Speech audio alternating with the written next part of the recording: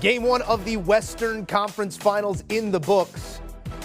And it was Book getting it done. Devin Booker leading the way with 40 points and 13 rebounds, triple-double effort with 11 assists, as well as the Suns take game one, 120-114. So the rally cry in the Valley is still alive. Suns in 4 is what they say. We'll see how it all plays out in the coming days. It's time now for the GEICO 15. GEICO, 15 minutes could save you 15% or more on car insurance. Visit geico.com to find out how much you could save. CBS NBA insider Bill Reiter is back in the fold with all the latest. Bill, game one of the Western Conference Finals goes to Phoenix. Devin Booker again leading the way with 40 points, triple-double. Your initial reaction to what we saw is what?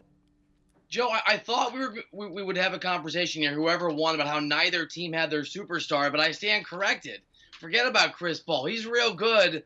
The superstar of that team, Devin Booker, at least in this game, first career triple-double, and you just noted it. I mean, what a remarkable performance in this game. I know the Clippers coming off a high-energy, high-octane, high-emotion Game 7 a couple days ago.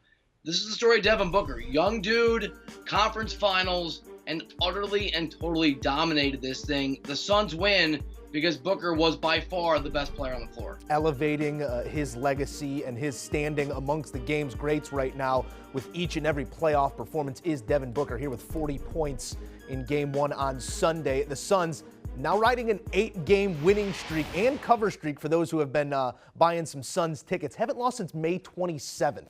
Even in the absence of the point guard, as you noted, players in double figures all over the box score here for the Suns. All 5 starters and then another off the bench. How were they able to supplement the loss of their leader in Chris Paul here in game one?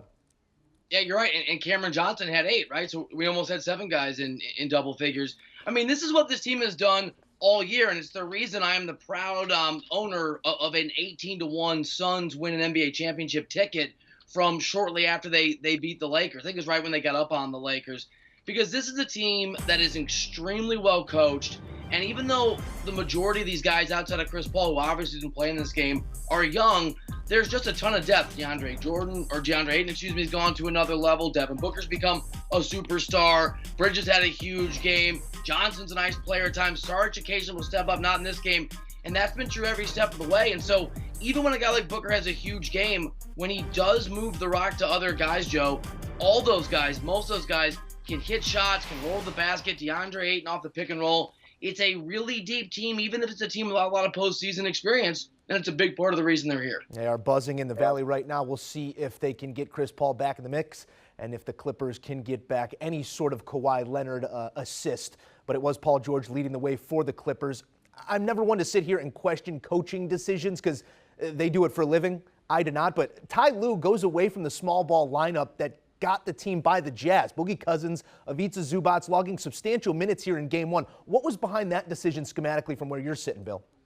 Well, I am one to criticize coaches, even though I haven't done it for a living, especially when it comes to Ty Lue. And I think it's just one of those things where you're trying to outthink the game a little bit. And to be fair to Coach Lue, right? I mean, DeMarcus Cousins had a remarkable start to the game, and so it looked like that was going to work out.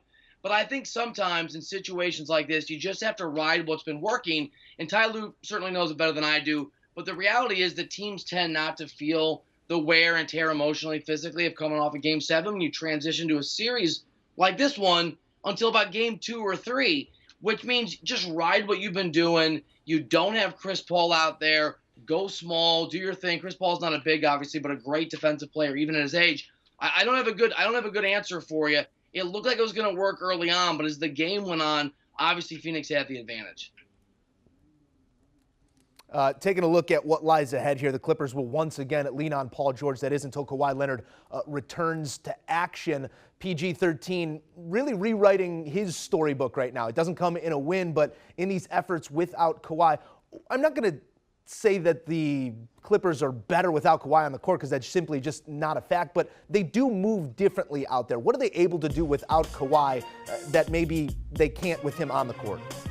Yeah, they're not. You're right. They're not better without him, but certainly and interestingly, Paul George is better without him, right? There's an interesting level of liberation for PG in these games that we've seen where instead of crumbling under the weight of having to take on the mantle of being the best player on this team, he's gone the opposite direction. He's really responded.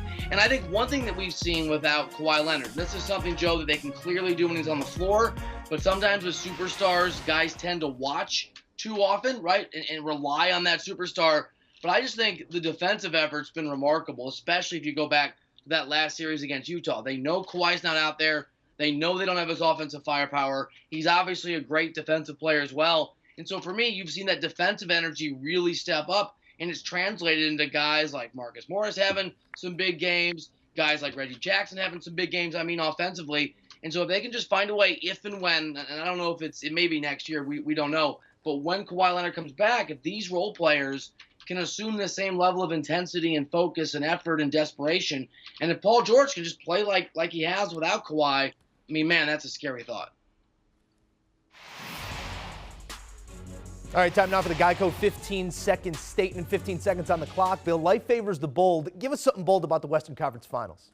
Maybe I'm intoxicated by the joy and the chants of those fans in Phoenix, but I do have that ticket. I do have Phoenix going all the way, a little bit of money on the line. Phoenix in 4. I'm with you guys. I'm with you, Sun Nation. Let's do it. The Clippers don't have Kawhi. All that energy I just talked about doesn't matter. Phoenix gets it done in the sweep, and I start counting my bounty a little too early. Wow, Bill Reiter is jumping on board with the rally cry in the Valley. It's Suns in 4. Bill Reiter, thank you as always.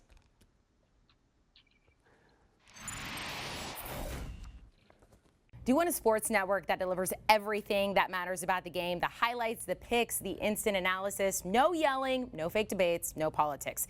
Hit the subscribe button and never miss a moment.